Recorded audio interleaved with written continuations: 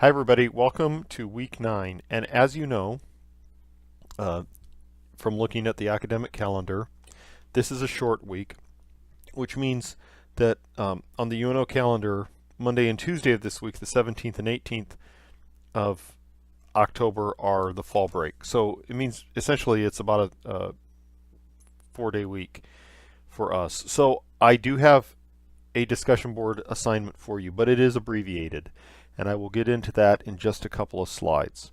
So let me get right into the lecture for this week.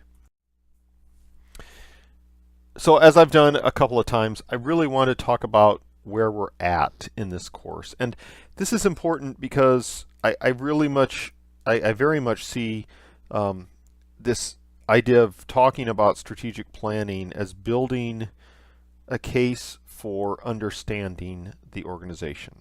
So what do I mean by that?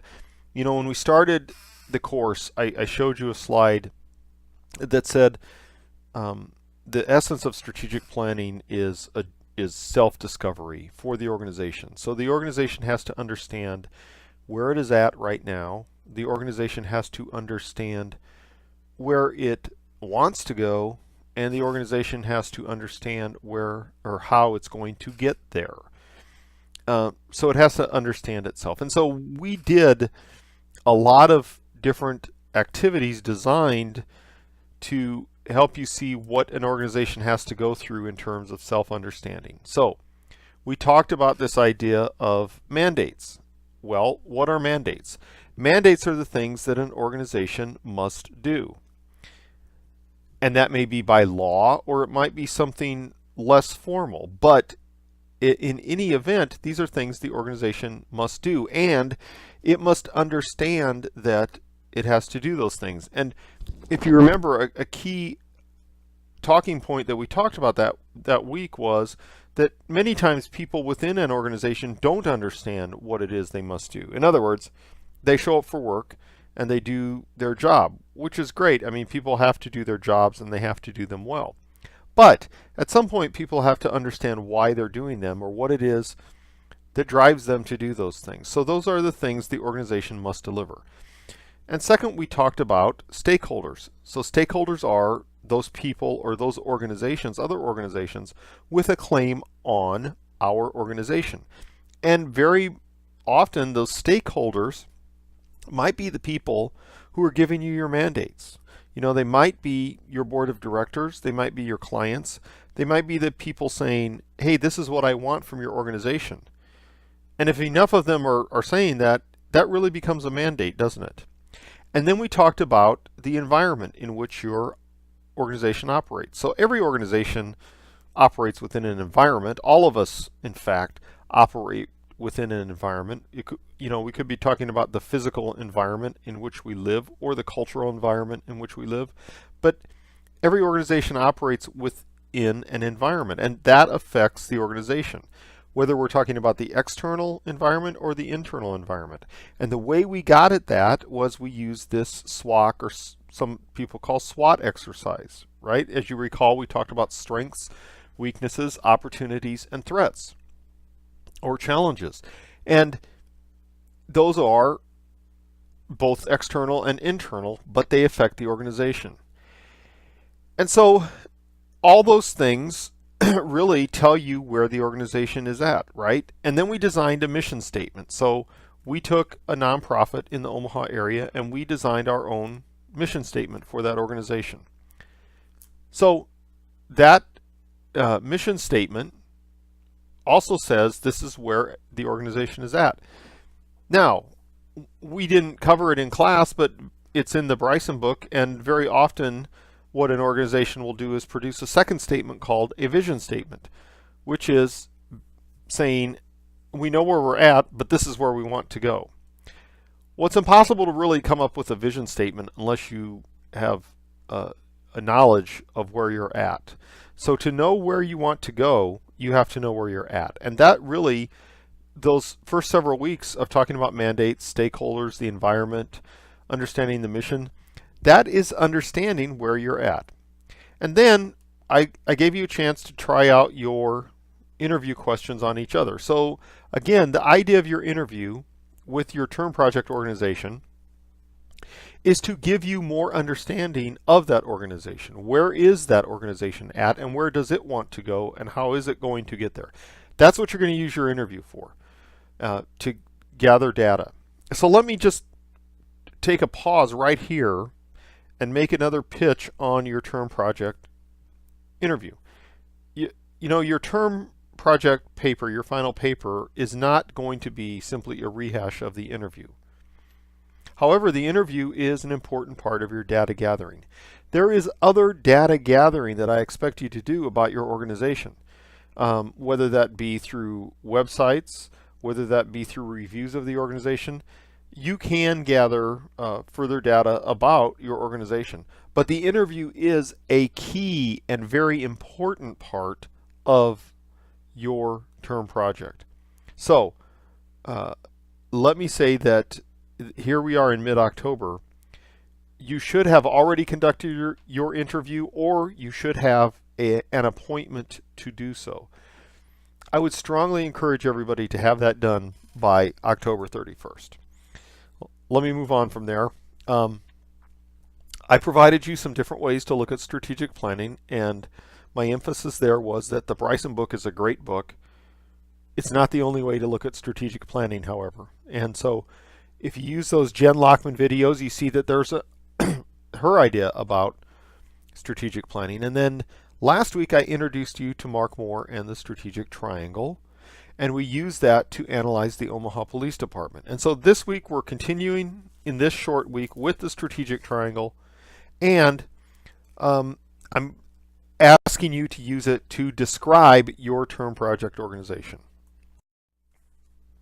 Okay, so here's where we're at right now this week. Again, this is a short week. So I'm asking you for a discussion using the strategic triangle to describe your organization. But unlike the usual where your discussion will be due on Wednesday night, I'm making it due on Friday night. And responses to your classmates are optional. You don't have to do them, but you are allowed to do so. There's no new readings this week, though you might want to refer to the week 8 readings for this exercise that you're doing. So please use this week to catch up on readings and other work in this or other classes. But do also remember that short analysis number 2 is due on October 29th. And the good news about that one is I'm asking you to use the strategic triangle for an analysis in that assignment as well. So by the time you finish all of that, you will have had several experiences with the strategic triangle, and hopefully it'll be ingrained in your mind, because I think it's a really good concept to use, and I'll get into that more in a minute. And again, just as a reminder, please do complete those interviews by October 31st, because in November, early November, I have an assignment that you can see on the assignments tab where I ask you to write an outline of your term project. And if you haven't conducted the interview, it'll be impossible to do that outline. I'm going to defer on number 5 till the end of the lecture, so hold on for that. Okay, so at this point, you know, as you're going to get ready to do this discussion board exercise, review the readings from week 8 and look at Mark Moore's strategic triangle again. So what he says is that every organization, a public or nonprofit organization, delivers some public value, and that is the substance of what an organization delivers. But in order to do so, it needs to call on 2 other elements: capacity and legitimacy and support. And that is what forms this triangle. So capacity. Well, capacity, and I think we talked about this some in the discussion board last week, it's internal to the organization. There are elements of capacity such as skilled personnel, your budget, your facilities. You can think of others. I mean, I can think of non-tangible elements of capacity. How about reputation? Is that an element of capacity, or is that an element of legitimacy and support? You could argue that both ways. How about your social media presence? Is that an element of your capacity? So you could actually think of many elements of capacity that are internal to your organization. And so the important point to realize for a manager is that the manager has to understand internal customers, but the manager has to understand the entire capacity of the organization. So, if you're still not clear on this concept, just think of your car, or any car that you drive. A car has one purpose, and it's to get from point A to point B. In order to do that, the car has to have certain things going for it, right? It has to have some kind of engine or motor, whether it's a gas car or an electric car. It has to have some kind of motoring mechanical motor that's going to get it there. But that motor is driven by fuel, either electricity or gasoline. So, for example, if your car is out of gasoline, well, it has no capacity to go anywhere, and that is internal to the vehicle. If the engine no longer works, it has no capacity to go anywhere, and that is internal to the vehicle. So capacity is internal. Legitimacy and support. So the organization has to have these things in order to function. It has to have, whether you're talking about a government or a nonprofit organization, some kind of authorization to operate. And it's dependent on the public view of the organization, but there may be others, like clients, people who donate to the organization. So it has to have legitimacy and support in order to do its mission. And that means that if you're a manager, you have to understand that there are expectations, and you can call them political if you want, but you have to understand that there are expectations, and you have to understand that customers or clients include these political authorities or other key stakeholders. So you have to understand what it is that makes your organization legitimate. And then finally, you do have to understand what it is that brings your organization public value. That is, what product or service does your organization deliver? And is that product of value? I mean, I can have a business that sells painted rocks. Well, I mean, some people might want to buy painted rocks, but I have to understand what my market is. I mean, maybe I'm going to sell my painted rocks at craft fairs or things like that, where people might want to buy painted rocks. But certainly, I mean, I'm not going to sell painted rocks just anywhere. I have to understand where that value lies and who's going to find my painted rocks valuable. So in all three instances, the manager has to understand the elements of capacity, legitimacy and support, and public value. And so I asked you last week to do this. I asked you to look at Bryson's 10-step strategic planning process and think about how Moore's notions of capacity, legitimacy, and value relate to Bryson's 10 steps. And a lot of you talked about really a lot of different areas where they intersect.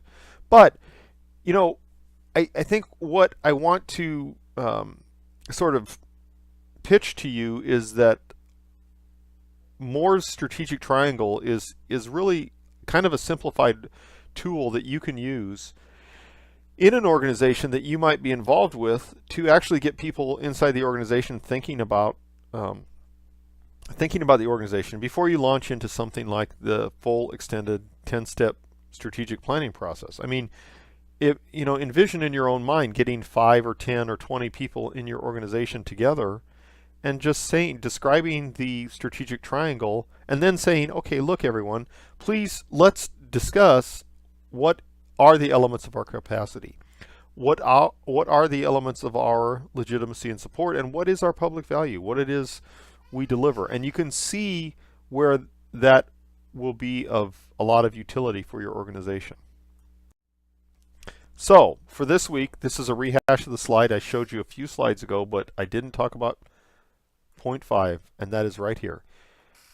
This is your discussion assignment for this week. Again, due on Friday, and you don't have to respond to classmates. That is optional. So your term project organization.